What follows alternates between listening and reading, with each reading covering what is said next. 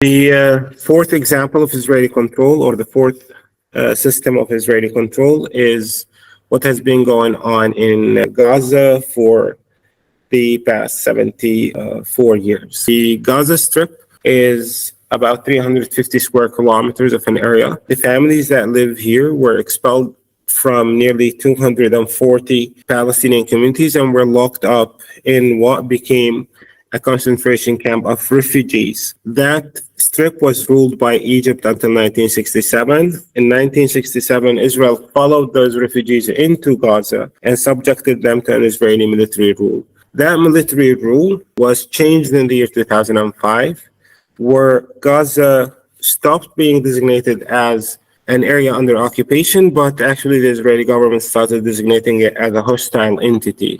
What's the difference? The difference is that if you are under military rule, you become an adult at the age of 14, and therefore you are a target from the age of 14 onwards. If you live in a hostile entity, you are a target from the day you were born and sometimes before. The reason Israelis show no regrets whatsoever about the elimination and murder of pregnant Palestinian mothers or women or whatever is that they know that those women and whatever they have in their bodies are actually legitimate targets for being residents of a hostile entity. In Gaza since 2005, the state of Israel carried like 5 major bombardments. The loudest is the one that is being carried out right now. There was, before October 7th, there was nearly 500,000 Palestinians in Gaza who remained homeless because already Israel bombed their homes and already Israel denied them access to construction material. The state of Israel created the situation before October 7th, where 97% of existing water resources were contaminated by the state of Israel, where families would get 4 to 6 hours of electricity every day. So what the state of Israel is doing right now by cutting the water completely and by cutting electricity completely is it was easy to do that because they have been practicing those kind of savage behaviors and practices for the past 17 years. The food before October 7th used to get into Gaza based on calories count. The conditions that the state of Israel created on Gaza up until October 7th were conditions that would fit in any explanation or any description of a concentration camp. The only reason we don't call Gaza a concentration camp is because the victims who live there are not Jewish. If the victims that are locked up in Gaza were born to Jewish families, we would not be even having a debate whether to call that place a concentration camp or not. Now, many people are fooled to believe that the problem in Gaza is not the conditions the state of Israel have been creating for 70 plus years. The problem in Gaza is Hamas. And all of a sudden, like old pundits, people in media, and sometimes I hear from Palestinians who speak English, they all use the word Hamas.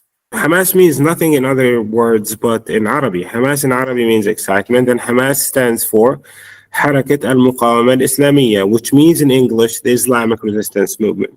Make sure you never call the Islamic Resistance Movement the Islamic Resistance Movement, because if you call them so, maybe some people will start questioning, what the hell are those people resisting?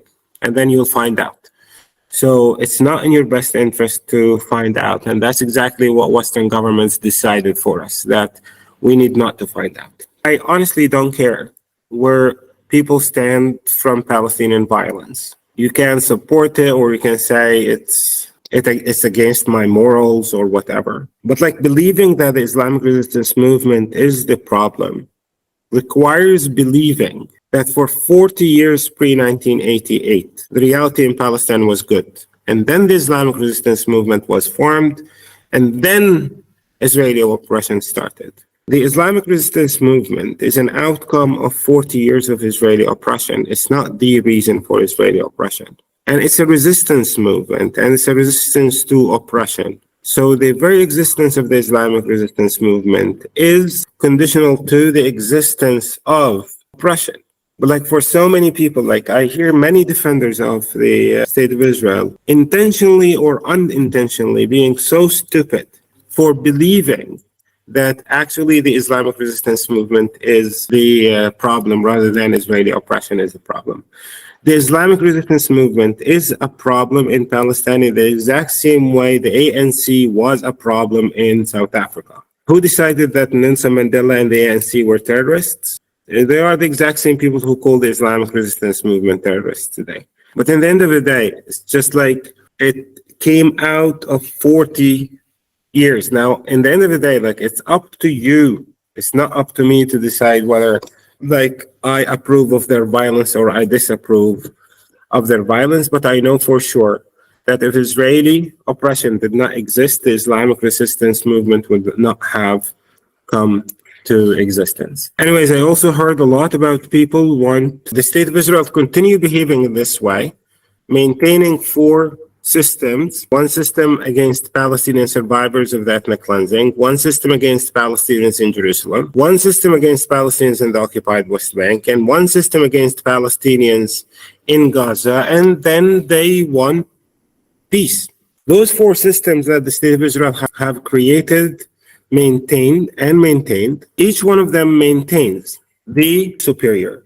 Those four systems maintain as superior status for those who were born to Jewish families against those who were born to Palestinian families. So if you were born to a Jewish family in Palestine, you are superior by law, not by behavior.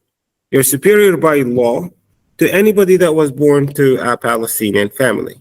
Now, besides the crime of genocide that we are all witnessing now, and many of us witnessed back in 1947, 48, and 49,